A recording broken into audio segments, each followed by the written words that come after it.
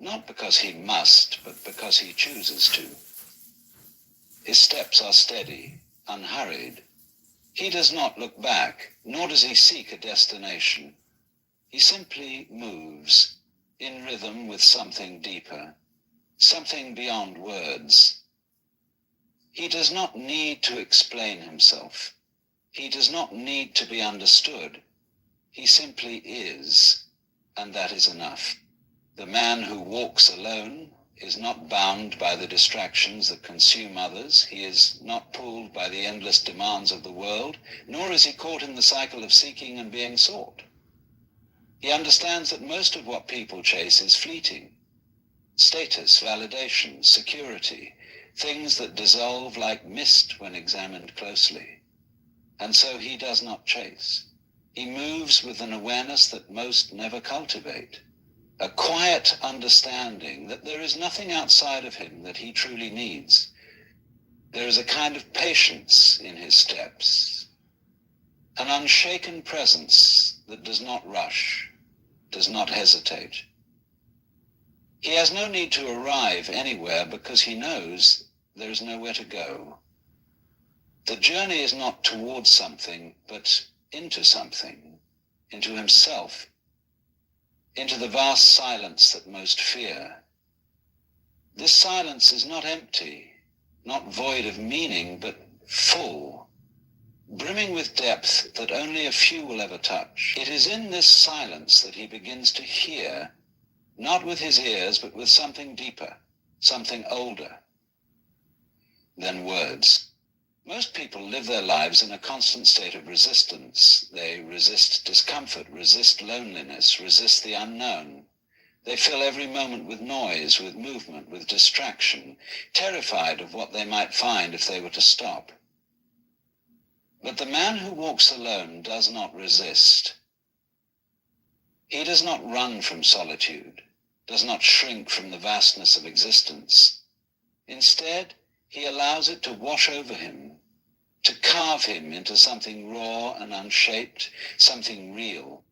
And in this surrender, he discovers something that cannot be given, cannot be taught. He finds an intimacy with the world that no amount of attachment can bring. He sees the wind for what it is, not as something passing through, but as something alive, moving as he moves.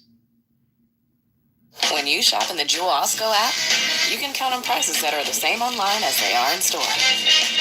Even when you can't count on teenage appetites staying in the budget.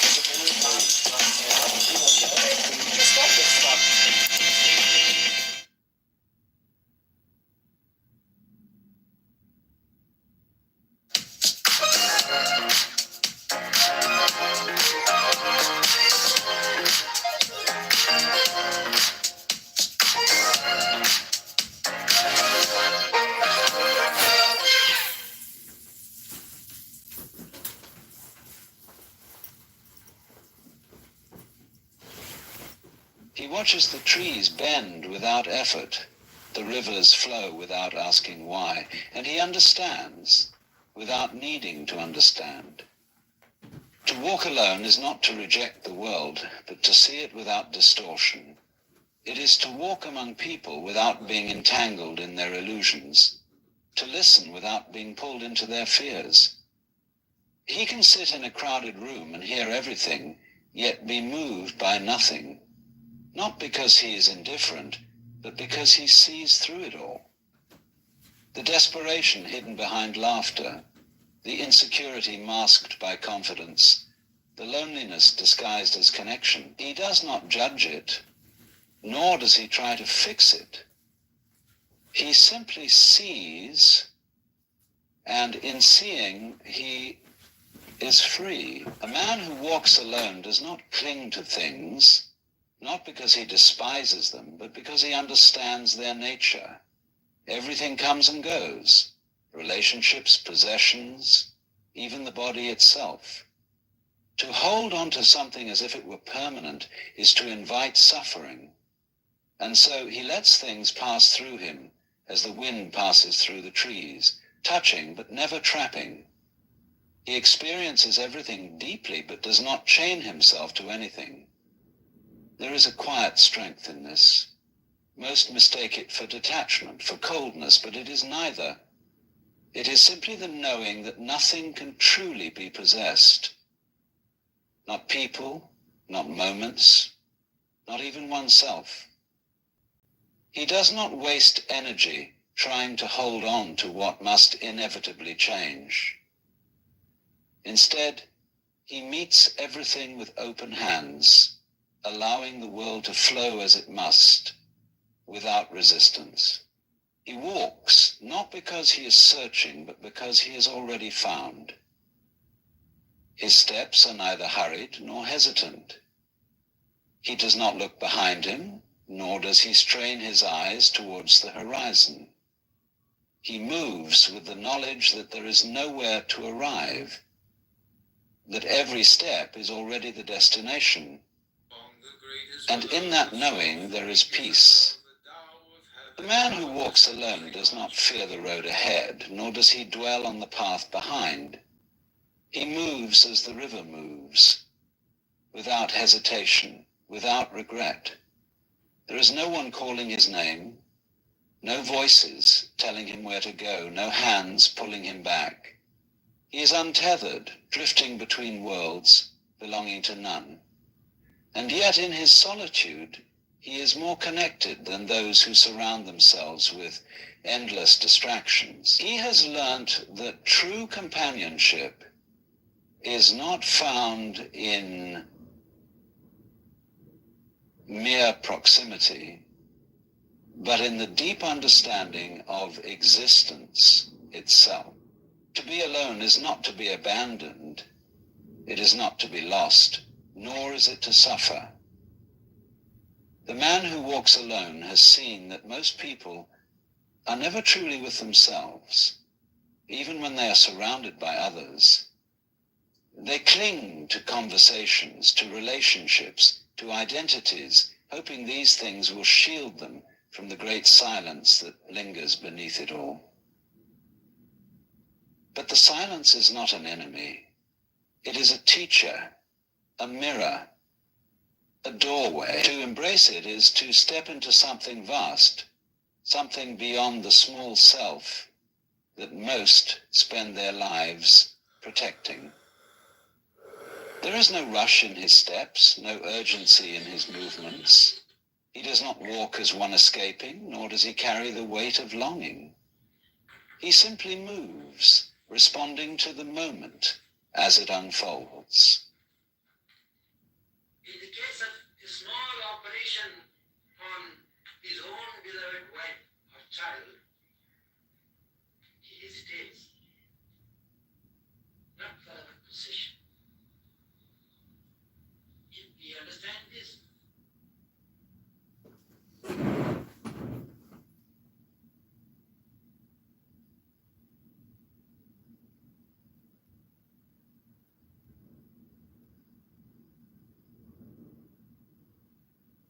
Ladies and gentlemen, do you ever notice the voice inside your head? The endless chatter, the constant dialogue, the inner narrator that never seems to be silent. You talk to yourself more than you talk to anyone else. Yet, have you ever stopped to ask, who is doing the talking and who is doing the listening? The mind is a restless thing. It moves from one thought to another, jumping between memories of the past and worries about the future, rarely stopping to just be. And yet, most people never question it. They assume that this constant stream of thought is who they are. But if you are the one speaking in your mind, then who is the one hearing it? This is where things become interesting. Because the moment you step back and observe your own thinking, you realize something profound. Your thoughts are not you. They appear and disappear like clouds in the sky, forming patterns, telling stories, creating illusions. One moment your mind tells you that you are brilliant, that you can do anything. The next, it whispers doubt, convinces you that you are not enough.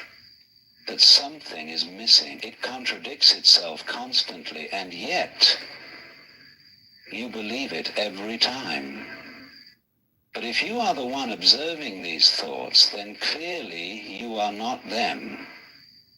You are something deeper, something untouched by the endless noise of the mind. You are the awareness that watches it all happen, the stillness beneath the turbulence, the vast open sky beyond the shifting clouds. The problem is most people never discover this. They are so caught in the stories of their own thinking that they never realize they are merely characters in a play written by their own mind. They live trapped in an illusion, believing every fear, every insecurity, every fleeting judgment as if it were absolute truth. And because of this, they suffer, not because reality is cruel, but because they are prisoners of a voice that never stops speaking. But what happens when you stop identifying with the voice? What happens when you see it for what it is, just noise, just movement, just patterns of thought with no real authority over you? A great silence emerges. A space opens up, one that was always there but hidden beneath the constant mental chatter. And in that space, there is freedom. This is not about suppressing thought or forcing the mind to be silent.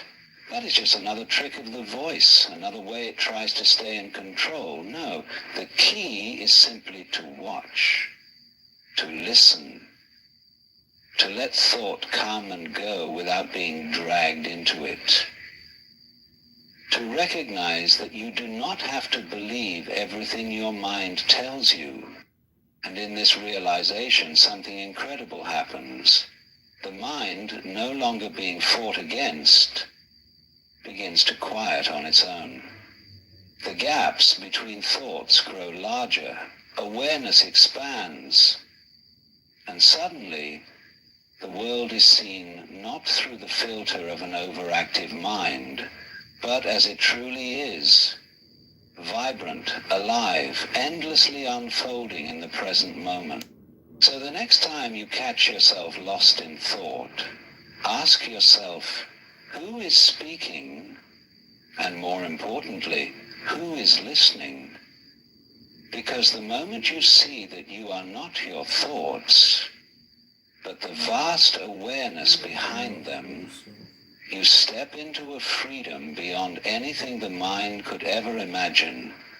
The mind is an endless stream of words, a constant murmur that fills every waking moment. From the instant we wake up, before even opening our eyes, it begins. Thoughts about the day ahead, reflections on the past, worries, plans, and random fragments of conversations. This inner dialogue never stops. It narrates our lives as if we are characters in a story being told by an unseen narrator. We talk to ourselves in many ways. Sometimes it's direct, like reminding ourselves not to forget something or rehearsing a conversation before it happens. An introspective version of me peeing on my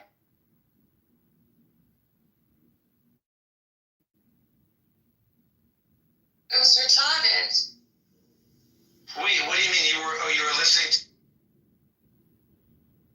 to it through? He's gone. He's gone. I mean, a lot of people.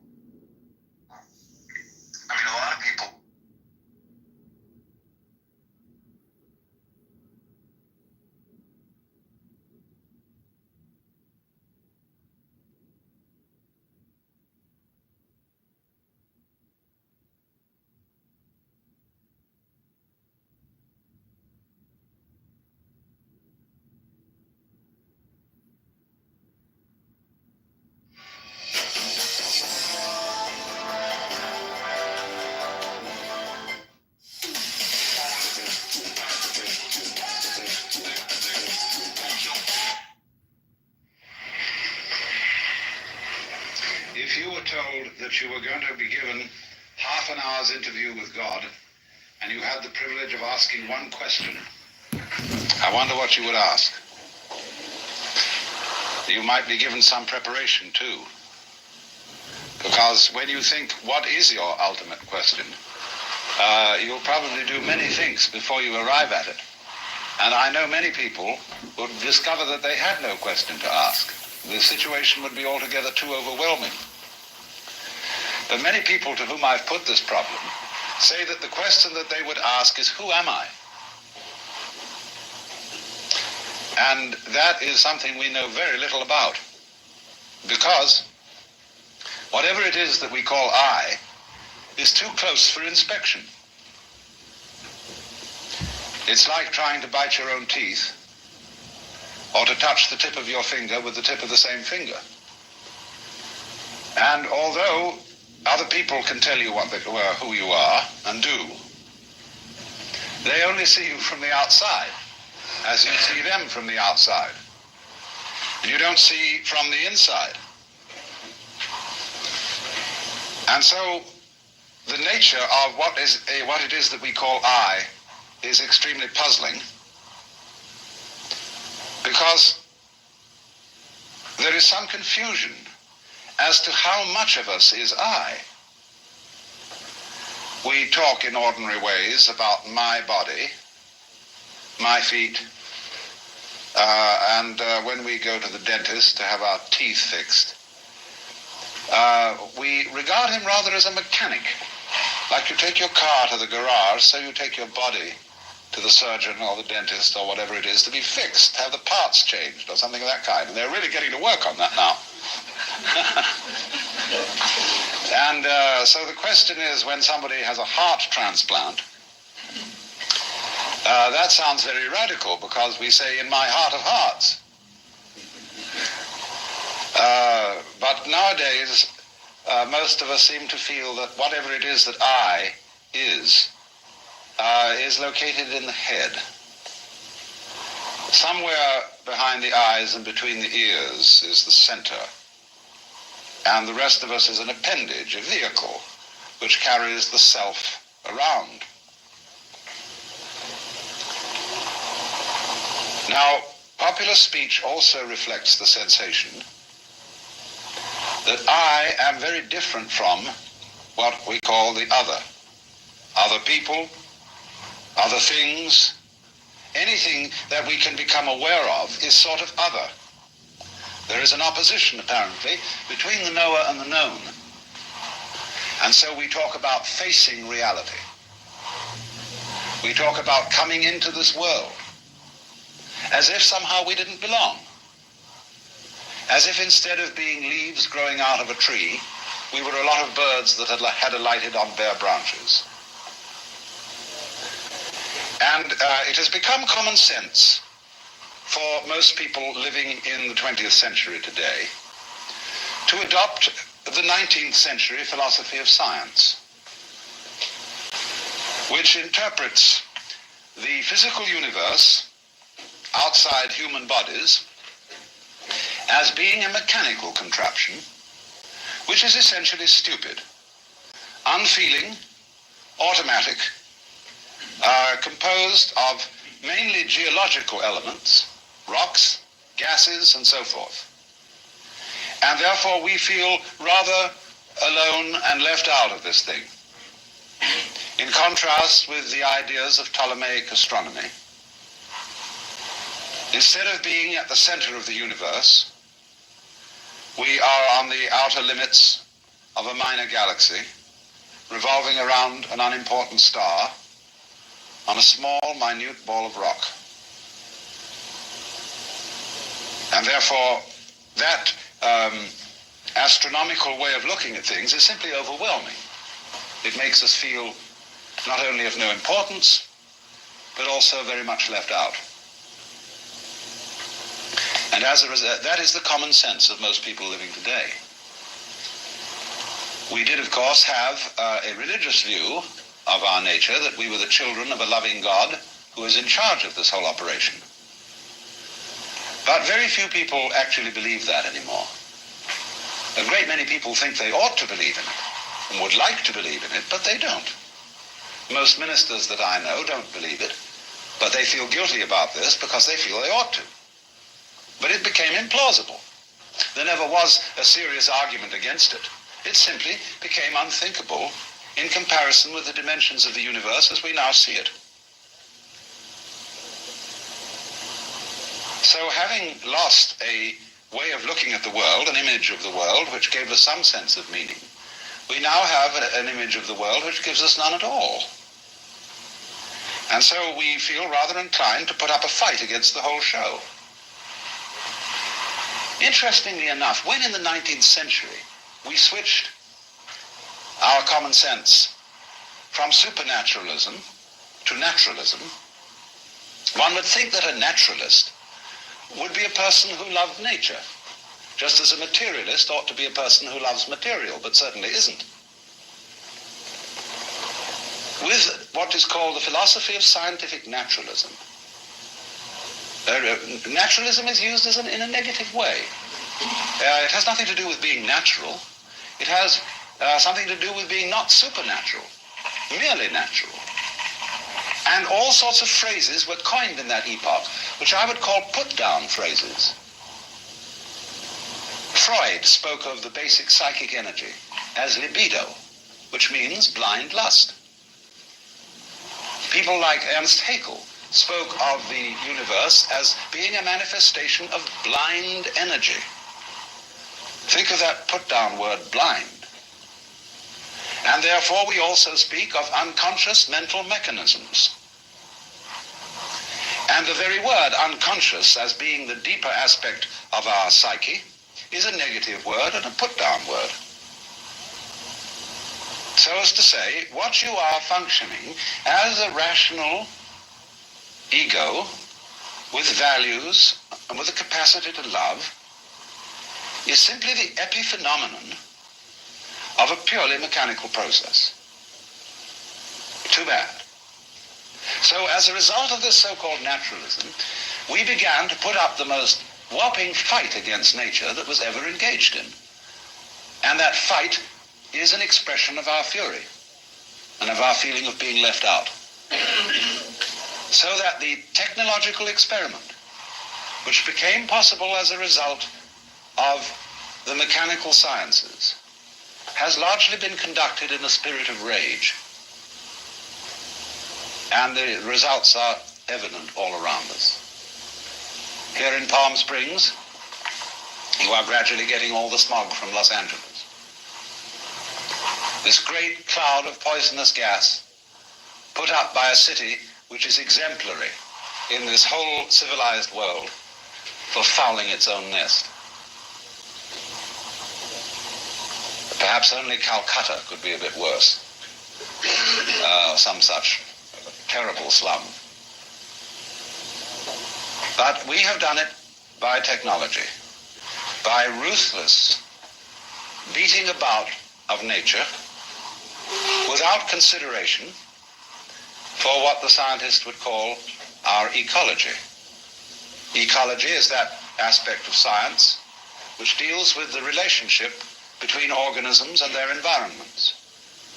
Ecology is the study of the balance of nature, of the way in which every living being depends upon innumerable other living beings of all species, and also upon inanimate forces, air, water, temperature, gases, vegetation, and all sorts of things. And this is one of the most important sciences that we can possibly study today. Because we are in a position where we realize that we cannot help interfering with the world. To be alive is to interfere. You must interfere. You cannot go back and say, hands off nature, let's leave it all alone. Because you're stuck with it, especially once you've started to interfere in a major way. We have so altered our environment that there is no hope for it but to go ahead. But we can, to some extent, change direction. But the only way that I can see of our effectively changing direction is through a transformation of the feeling that we have of our own existence and of what we mean by I. The reason for this is simply that all kinds of intelligent and even powerful people, like, say, Lawrence Rockefeller, who are interested in ecology and in conservation of our natural resources, they can scream their heads off, but nobody pays any attention. There is as yet, no really serious program at the government level to do anything radical about the pollution of water, the waste of water, the pollution of air, and the general ravaging of the United States of America. I'm amazed that congressmen can pass a bill imposing severe penalties on anyone who burns the American flag, whereas they are responsible for burning that for which the flag stands, the United States as a territory, as a people, and as a biological manifestation. That is an example of our perennial confusion of symbols with realities, which is, in a way, at the heart of the trouble, because what we think of as I is much more a symbol than it is a reality. The living organism, the whole mind-body, is much more than anything we mean by I. I largely stands for your personality, your role in life.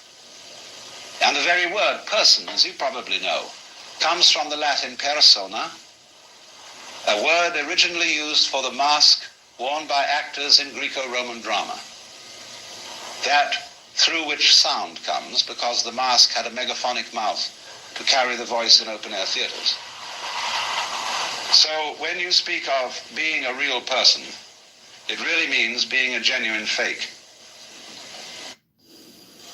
Ahora, con el nuevo spice mix de Tosteco para tamales rojos, preparar ese rico chile rojo tradicional que se agrega a la carne de puerco para unos sabrosos tamales. Es fácil de hacer. Y recuerda, con Tosteco, simplifique el proceso, saborea la tradición.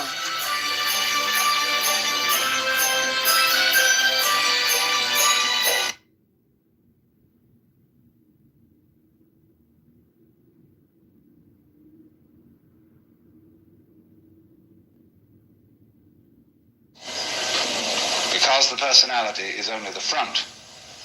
What is behind it? Well, of course, the organism is behind it. The whole organism. And we must be very careful not to confuse the organism with various symbols that we have for it, because those symbols can be extremely misleading. If we say the organism is the body, what we usually mean by the body is an impoverished meaning. When we speak of my body, that is to say my vehicle, my physical automobile, that is an unenriched meaning of the word body. Because what you really are as a body, as a living organism, is not some sort of separate existence coated by a skin which divides you from the rest of the world. Shakespeare has King John saying to Hubert, "Within this wall of flesh there is a soul, counts thee her creditor." Within this wall of flesh, the skin considered as a barrier, when actually, from a biological point of view, the human skin and all skins are osmotic membranes. You know, when you get something by osmosis, by sort of soaking it in. So in the same way, one's skin is a spongy construction, full of holes, full of communicators, nerve ends. And your skin is simply a vibrating membrane through which the so-called external world flows into you and through you. So that you yourself actually are not so much an entity that moves around in an environment. You are much more like a whirlpool in a stream, and as you know, the whirlpool is constant only in its doing, that is to say, in its whirling, and you can recognize individual whirligigs in a stream. But the water is flowing through them all the time. They are never the same for a second. And so it is also with us. Or imagine it in another way. Supposing you have a rope, and 1 foot of the rope is made of hemp. 1 foot of it is made of cotton. 1 foot of it is made of silk. 1 foot of it is made of nylon, and so on. Now tie a simple knot in the rope. Now move the knot along the rope. And 1 minute it will be hemp, the next cotton, next silk, next nylon, and so on. Same knot. It will be recognizable as a continuing knot, as that knot, the knot in that rope. But the constitution of it will change as it moves. And so our constitution is changing constantly. Imagine, for example, a university. The student body, undergraduate, changes every 4 years. The faculty changes every so often. The buildings keep changing more and more. What constitutes the University of California? It certainly isn't the faculty, it isn't the students, it isn't the governors, it isn't the administration, it isn't the buildings. What is it? Why, a doing, a behavior, a universitying process of study and experiment and so on. So it is exactly the same with you. You flow. You are a process. But how do we draw the line about this process and its relationship to all other processes? We find that a very difficult thing to do the more you think about it. If you really felt with your whole organism, instead of just with that part of it called conscious attention, you would become aware of this flowing fact. And you would get a very strange feeling, which at first might frighten you. It is possible, of course, to have this feeling. And the feeling is like this. You would not be quite sure how to interpret it. You might feel that you yourself were doing everything else that's happening. That would be one way of feeling it. The other way of feeling it would be that you are doing nothing at all, but that everything else is doing you. And you would feel completely passive, like a puppet on the end of strings. Although, on the other hand, if you got the feeling that you were doing it all, you would feel like God Almighty. It is very easy for our consciousness to slip into this state of sensation. It can happen spontaneously, like measles. It can happen by training, as when someone practices yoga. It can happen chemically, as when certain drugs are taken. And one has to be very careful about this feeling because it's enormously easy to misinterpret it. Either as being omnipotent, being God in the personal, literal sense, or as being helpless and merely driven. Now, what should be understood is that both these ways of feeling are right, only they must both be taken together. To be simultaneously omnipotent and helpless. These are two poles, opposite poles of one and the same state. Because the message that is coming through, and that we find difficulty in understanding because it's contrary to our common sense, contrary to our whole history and conditioning, the message that's coming through is you as a living organism and all that is going on in your environment constitute a single process. What in physics we would call a unified field. A single process, like a pattern, but you know, any pattern has all sorts of subsidiary wiggles in it. Like the organism itself is a unified pattern, but it's full of wiggles. All sorts of tubes and organs and bones and nerves and so on. Working in this way. You know, the body doesn't have a boss. We could pitch a big argument. Who is really the top dog in your body, your stomach or your brain? I can argue for both ways. Well, let's first argue for the stomach. The stomach is fundamental. That's what eats, and eating is the fundamental thing of being alive. By putting food into the stomach, it digests it, and from there it goes out and energizes everything else. Obviously, the stomach is the most important.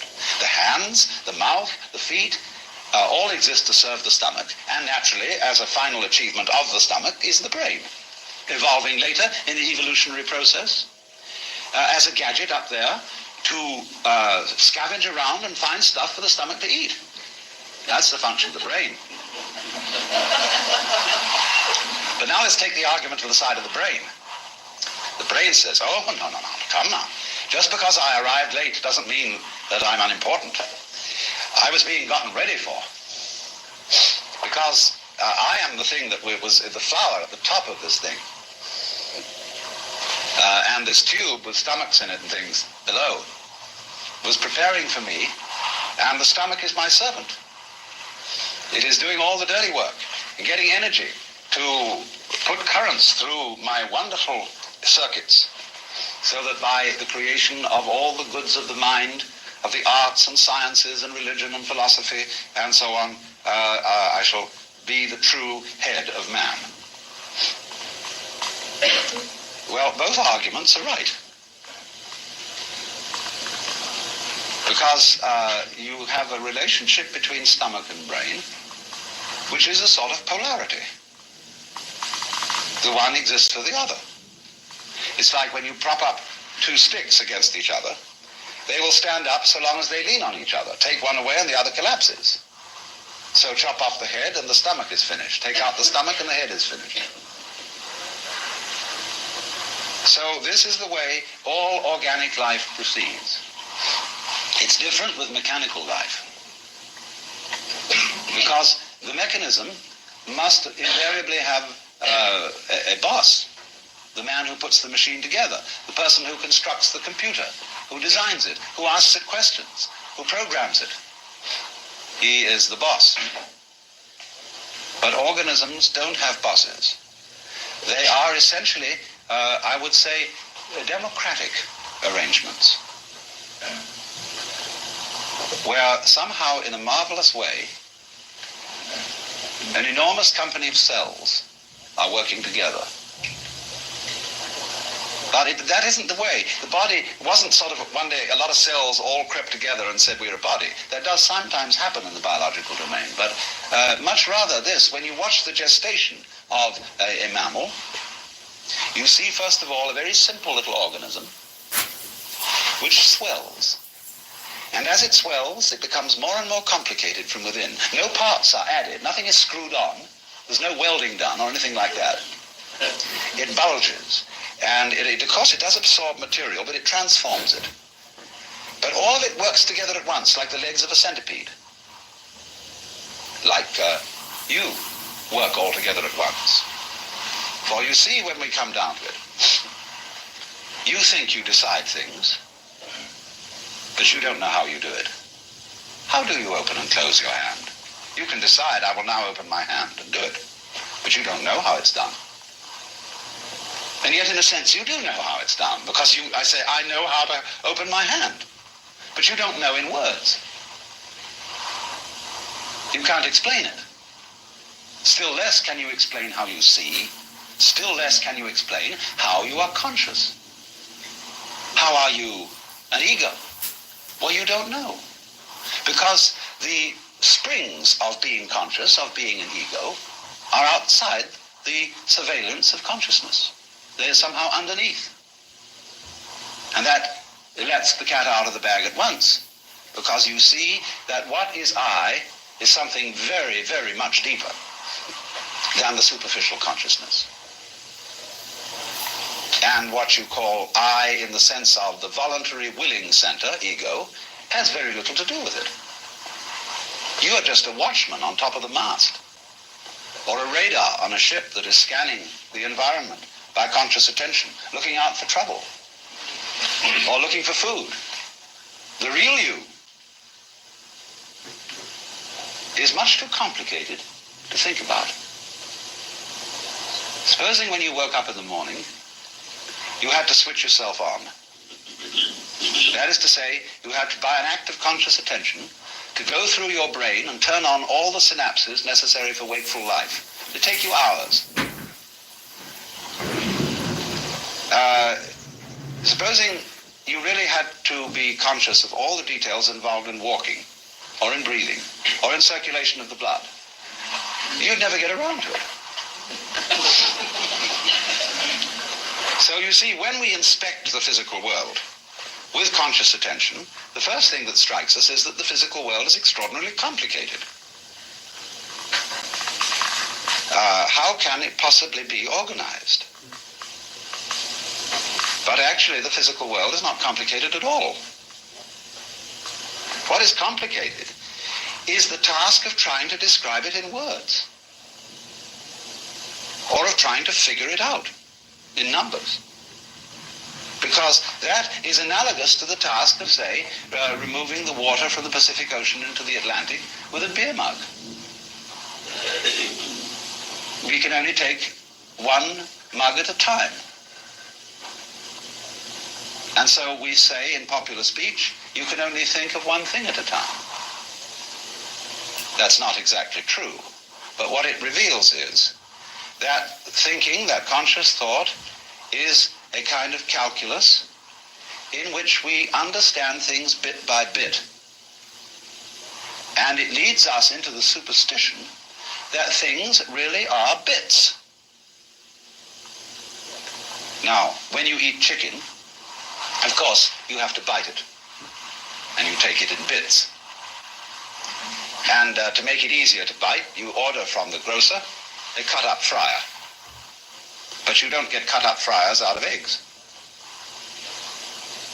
Because you see, although we can speak of a chicken, an egg, or a body, it is not actually a bit. It hasn't been bitten off, except for purposes of thinking.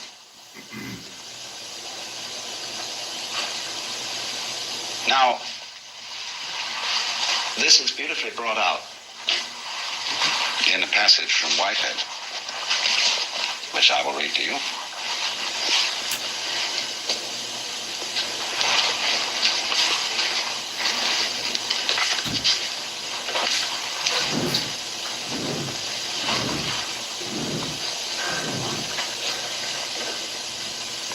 He's discussing the 19th century philosophy of science, which I was just discussing too. And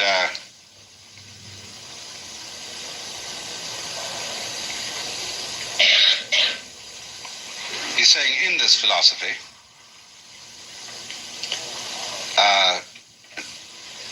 all our impressions of nature are simply products of our minds. Nature gets credit which should in truth be reserved for ourselves. The rose for its scent, the nightingale for his song, and the sun for his radiance. The poets are entirely mistaken. They should address their lyrics to themselves and should turn them into odes of self-congratulation on the excellency of the human mind. Nature is a dull affair, soundless, scentless, colorless, merely the hurrying of material endlessly, meaninglessly.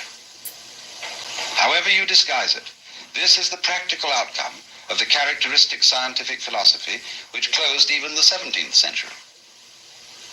In the first place, we must note its astounding efficiency as a system of concepts for the organization of scientific research. In this respect, it is fully worthy of the genius of the century which produced it. It has held its own as the guiding principle of scientific studies ever since. It is still reigning. Every university in the world organizes itself in accordance with it. No alternative system of organizing the pursuit of scientific truth has been suggested. It is not only reigning, but it is without a rival. And yet, it is quite unbelievable. This conception of the universe is surely framed in terms of high abstractions, and the paradox only arises because we have mistaken our abstractions for concrete realities. He calls that, you see, the fallacy of misplaced concreteness. The attribution, in other words, to our bitty way of thinking, to the world which we are biting. That is misplaced concreteness. The separations between things are abstract. They are concepts. In the same way, for example, as lines of latitude and longitude are concepts, even though a Russian poet has recently made a beautiful poem about the world being like a ball carried in a net bag. But you never expect to trip over the equator when you cross it. And although it is something quite abstract and does not exist in nature, it's extremely useful for purposes of navigation. So in the same way, bitting and having words to describe particular events or particular wiggles in the universal pattern are very useful. But they are very dangerous when you confuse things with natural events. Because then you get into this sort of trouble. The trouble of the sorcerer. The surgeon, who is too much of a specialist in one organ, runs into that organ and alters it and does what he considers a better mechanical job than the Lord did. But then he discovers, to his dismay and the even greater dismay of his patient, that the operation has unforeseen consequences in some other part of the organism because he didn't realize the connection. When likewise we object to certain insect pests. Oh, we say, get rid of them. DDT.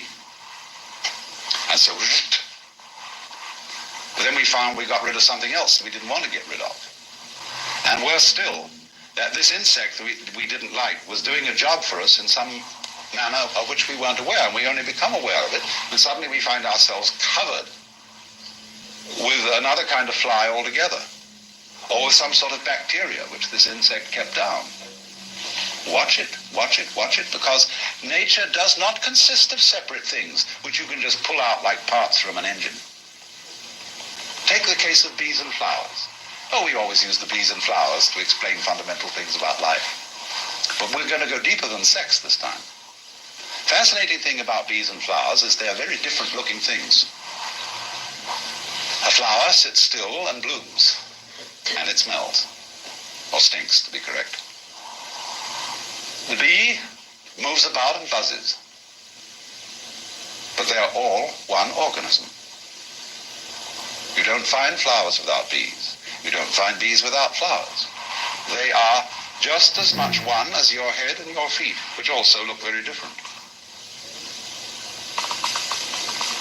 So in that sense, you see, we are one with the incredible complexity of processes and wiggles upon which we depend.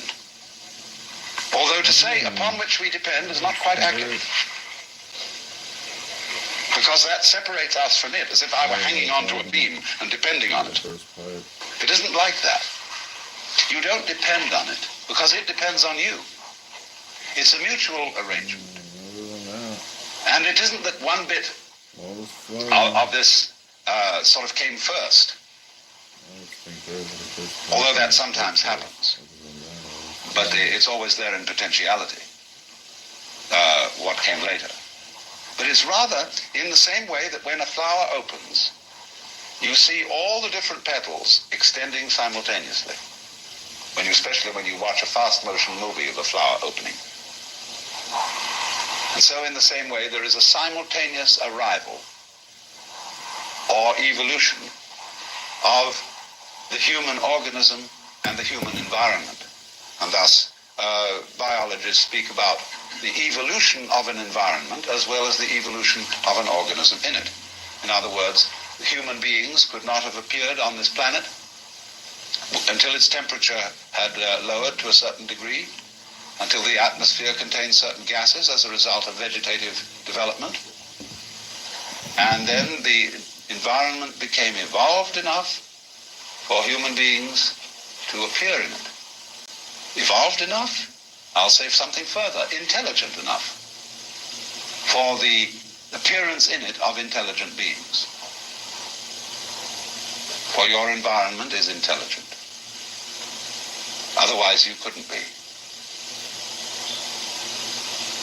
You see, as Jesus said, you don't gather figs off thistles or grapes from thorns.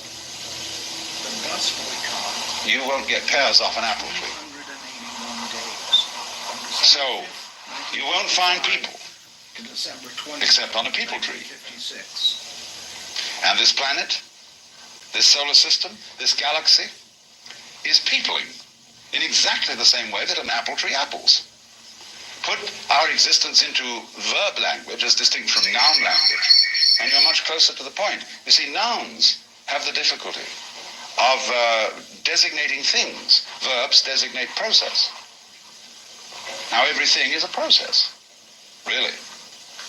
When we speak of housing for houses, matting for mats, we're getting there. The Nootka Indians have a language in which there are no nouns. And so they say, it houses, and then they add an adverb to show whether it houses religiously, homily, or marketingly. And so they see the world as the flow. What is it that houses? What is it that rains when we say it is raining? You see, we always have a funny idea that to get a verb, that is to say to get action, you have to have an agent. Now, this is the most ridiculous idea conceivable. How can a noun start a verb? How can a thing start an event? Because there's no action in a thing. Action can only come from action. Energy from energy. You can't get energy from a concept, because nouns are all concepts. They're abstract, really. It's only verbs that are concrete, because the world is process. Now, common sense insists that the pattern of the world must be made of something, because we still think with Aristotle's common sense, or with the imagery of the book of Genesis, where God made Adam out of the clay. In other words, he made a clay figurine and breathed breath into it, and it became alive. And so we constantly think that we, as are made of flesh, as if flesh were some sort of stuff like clay out of which you shape bodies, or like you make tables out of wood. Are trees made out of wood? What a ridiculous question. Trees are wood. They're not made of wood. And it's simply this artifact thing that gives us the idea of the world being made out of something. It isn't made out of anything. And so when physics tries to investigate what is the stuff of matter, it can't find any. Because you can never talk about anything except a process. You can describe what a process is doing. You can describe the structure, the nature of the dance, whether it's doing a waltz or a mazurka or the frog or whatever it is. And then you can describe that melody, shall we say, what it is performing. But there is nothing doing the performing at all. And there is no stuff out of which it's being done, because when you examine stuff, you just find more pattern. See, what you mean by stuff is fuzz. When you look at something with a lens and you're out of focus, you see fuzz. But when you come into focus, you see structure. All right, now, the structure is made of all sorts of little lines and things. You can see them, you want to know what are they made of. So you turn up the magnification, and for a while you get a lot of fuzz, but when you're clear again, you see that those little lines are also made of more little lines, more structure. And big patterns have little patterns upon their backs to bite, and so on. And that's the way it goes. So, suddenly you feel rather insecure, because stuff has disappeared. There's a famous story about a physicist who understood this so well that he always went about in the most enormous padded shoes, because he was afraid of falling through the floor.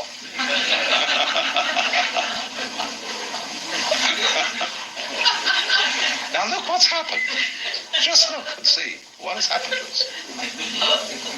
If we go through everything that I've been saying,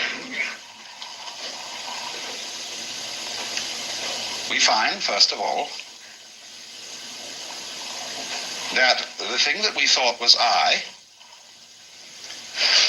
is nothing more than a social institution. Just like the equator, or an inch. And to mistake it, to reify it, as Whitehead would say, is the fallacy of misplaced concreteness. It's strictly a hallucination. And any certain amount of psychological self-exploration shows this to be the case.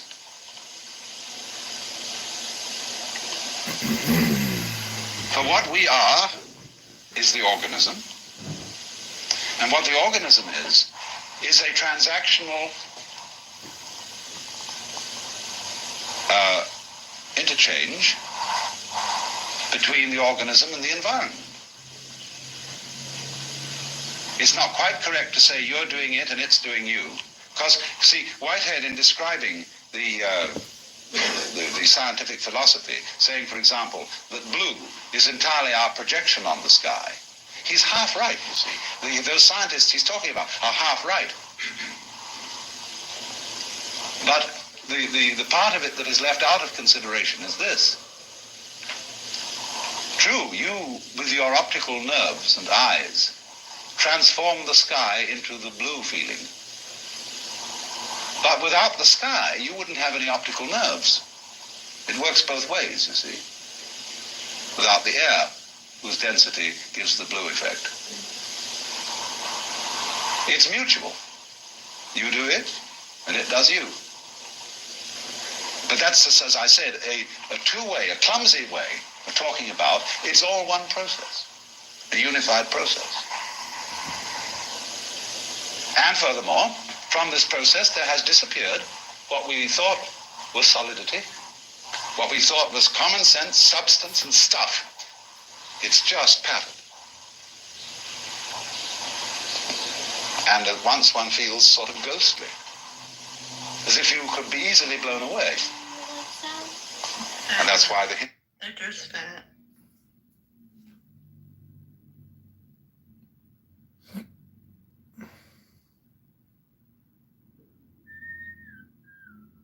It's a beautiful day. Damn it. It's fucking freezing again here. Like frigid. It's like 72 degrees. You know, I've got a cotton field behind. Sociological derivative of the Assyrians. No, I don't think it was unrelated. I'm pretty sure that the name was Assyrians, but like as the Greeks understood it in the translation, they thought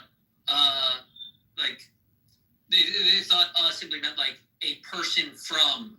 So Assyrian to them translated as person from Syria. So you're answering something I didn't say. What I meant, unrelated, was that the people of Syria are not necessarily related to. Yeah, he was accidentally modded in a room because someone thought he was the other one. I was laughing so hard this morning. Is Yaakov here? I mean, I kind of like Yaakov here. I know. Would argue, and I just remember many people in the diaspora using it quite a lot during the invasion of Ukraine. So I want to probably say it came online at the end of 2022, because a lot of people left this platform, moved over there, or would stream from one to another. But the utility isn't great, and he hasn't done anything to it. It was very evident when he took over which engineers he let go of first, and those were probably people on Twitter Spaces, because it's clunky, your phone overheats, the audio is temperamental, and yeah, but people love it. Some people love it.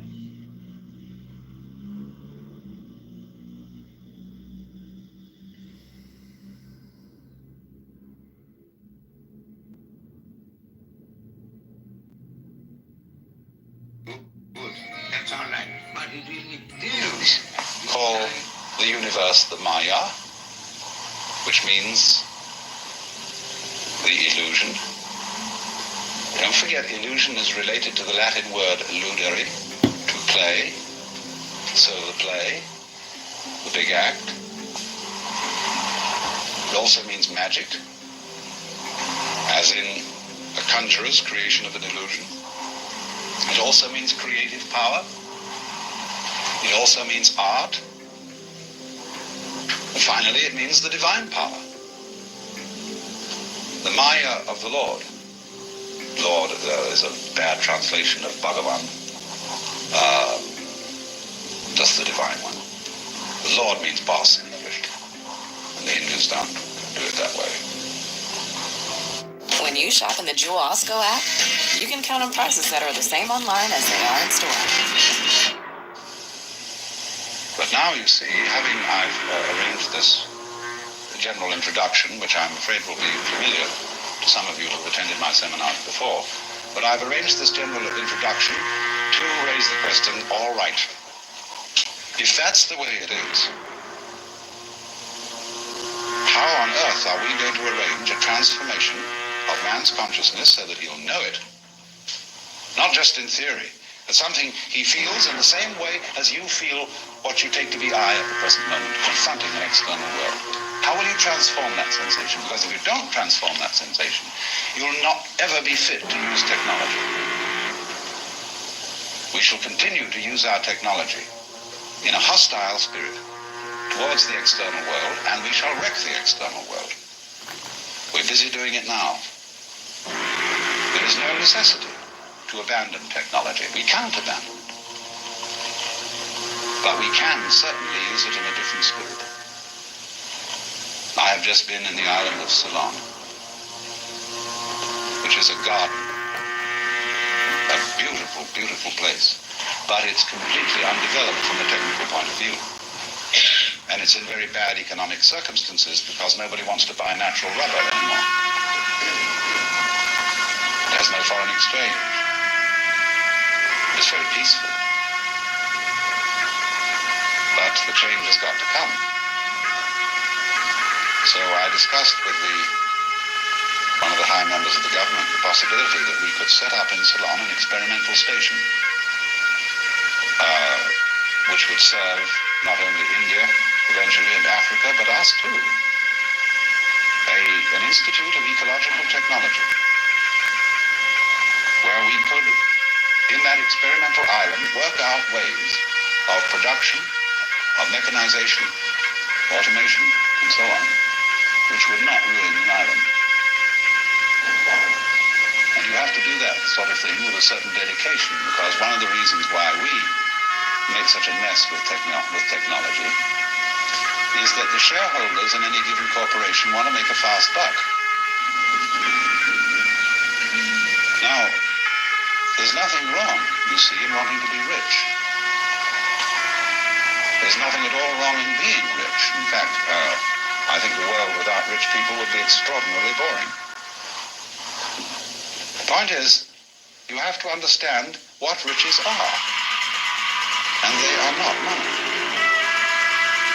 Riches are land, clothes, food, houses, intelligence, energy, skill,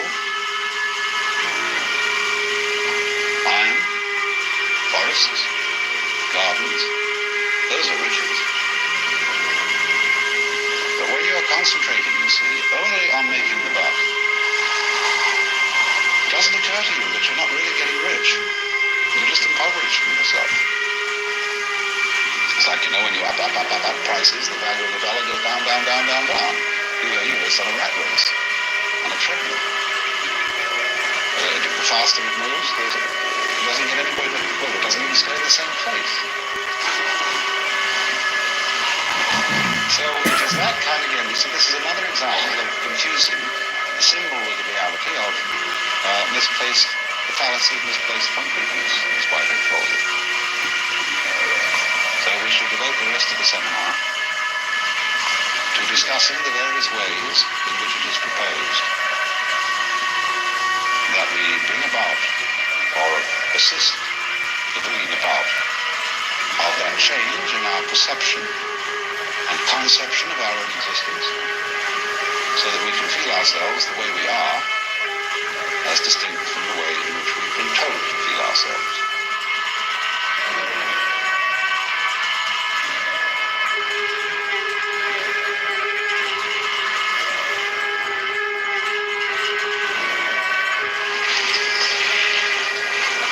If you were told that you were going to be given half an hour's interview with God, and you had the privilege of asking one question,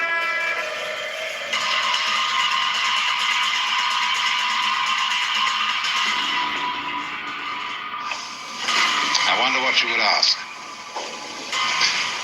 You might be given some preparation too.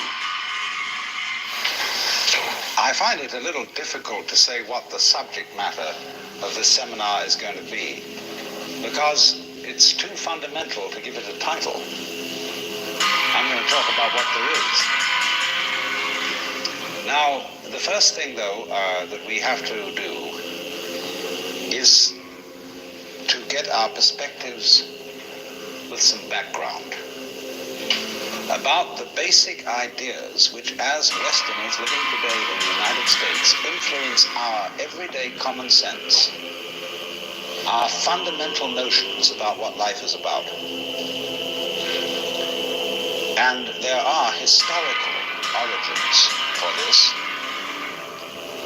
which influence us more strongly than most people realize. Ideas of the world which are built into the very nature of the language we use, and of our ideas of logic, and of what makes sense altogether. And these basic ideas I call myth, not using the word myth to mean simply something untrue, but to use the word myth in a more powerful sense. A myth is an image, in terms of which we try to make sense of the world. Now, for example, a myth in a way is a metaphor. If you want to explain electricity to someone who doesn't know anything about electricity, you say, well, you talk about an electric current. Now, the word current is borrowed from rivers. It's borrowed from hydraulics. And so you explain electricity in terms of water. Now, electricity is not water. It behaves actually in a different way, but there are some ways in which the behavior of water is like the behavior of electricity. And so you explain it in terms of water.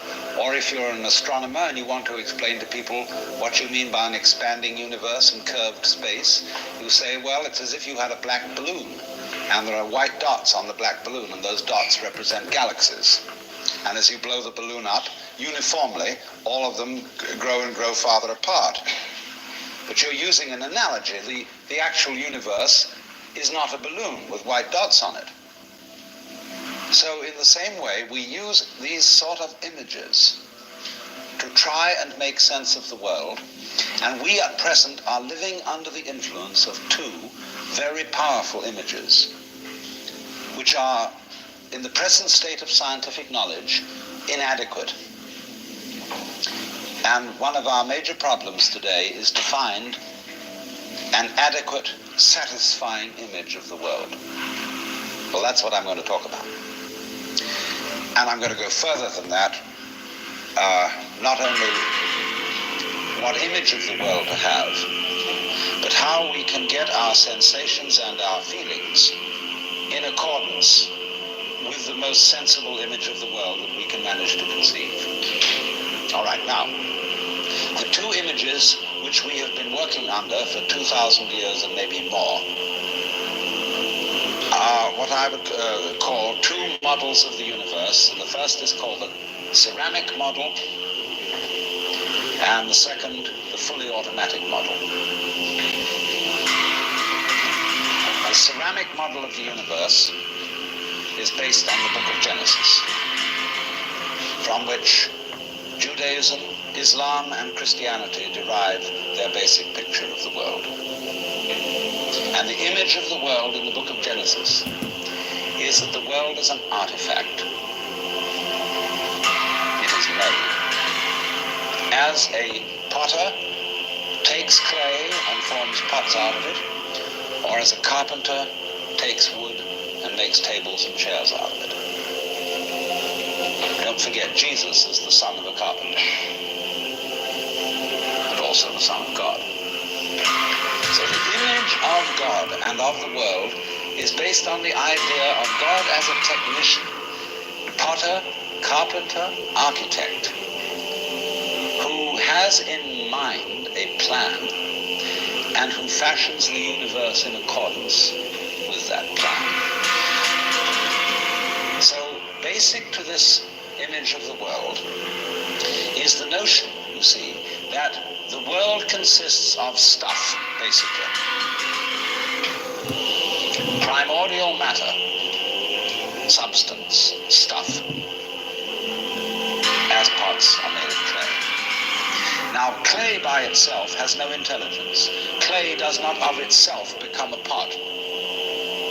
Although a good potter may think otherwise. Because if you were a really good potter, you don't impose your will on the clay. You ask any given lump of clay what it wants to become, and you help it to do that. And then you become a genius. But the ordinary idea I'm talking about is that simply clay is unintelligent. It's just stuff. And the potter imposes his will on it and makes it become whatever he wants. And so in the book of Genesis, the Lord God creates Adam out of the dust of the earth. In other words, he makes a clay figurine, and then he breathes into it, and it becomes alive. Because the clay becomes informed. By itself it is formless, it has no intelligence, and therefore it requires an external intelligence and an external energy to bring it to life and to put some sense into it. And so in this way, we inherit a conception of ourselves as being artifacts, as being made, and it is perfectly natural in our culture for a child to ask its mother, how was I made? Or who made me? And this is a very, very powerful idea, but for example, it is not shared by the Chinese or by the Hindus. A Chinese child would not ask its mother, how was I made? A Chinese child might ask its mother, how did I grow? Which is an entirely different procedure from making. You see, when you make something, you put it together, you arrange parts, or you work from the outside to the in, as a sculptor works on a stone, or as the potter works on clay. But when you watch something growing, it works in exactly the opposite direction. It works from the inside to the outside. It expands, it burgeons, it blossoms, and it happens at once. In other words, the original simple form, say a living cell in the womb, progressively complicates itself. And that's the growing process, and it's quite different from the making process. But we have thought historically, you see, of the world as something made, the idea being that trees, for example, are constructions, just as tables and houses are constructions. And so there is, for that reason, a fundamental difference between the made and the maker. And this image, this ceramic model of the universe, originated in the form of government was monarchical. And where, therefore, the maker of the universe was conceived also at the same time in the image of the king of the universe. King of kings, Lord of lords, the only ruler of princes, who doth from thy throne behold all dwellers upon earth. I'm quoting the Book of Common Prayer. And so all those people who are oriented to the universe in that way feel related to basic reality as a subject to a king. And so they are on very, very humble terms in relation to whatever it is that works all this thing. I find it odd in the United States that people who are citizens of a republic have a monarchical theory of the universe. Because we are carrying over from very ancient Near Eastern cultures the notion that the Lord of the universe I'm not sure. must be respected in a certain way. People kneel, people bow, people prostrate themselves. Because and you know what the reason for all that is, that nobody is more frightened of everybody else than a tyrant. He sits with his back to the wall, and his guards on either side of him. And he has you face downwards on the ground because you can't use weapons that way. When you come into his presence, you don't stand up and face him because you might attack. And he has reason to fear that you might because he's ruling you all. And the man who rules you all is the biggest group in the bunch. Because he's the one who's succeeded in crime. The other people are pushed aside because the criminals, the people we lock up in jail, are simply the people who didn't make it. So naturally, the real boss sits with his back to the wall and his henchmen on either side of him. And so when you design a church, what does it look like? Catholic church with the altar as it used to be. It's changing now because the Catholic religion is changing. But the Catholic church has the altar with its back to the wall at the east end of the church. And there, the altar is the throne, and the priest is the chief vizier of the court, and he is making obeisance to the throne in front, but there is the throne of God, the altar. And all the people are facing it and kneeling down. And a great Catholic cathedral is called a basilica, from the Greek basileus, which means king. Maybe it was us. So a basilica is the house of a king. And the ritual of the Catholic Church is based on the court rituals of Byzantium. A Protestant church is a little different, but basically the same. The furniture of a Protestant church is based on a judicial courthouse. The pulpit.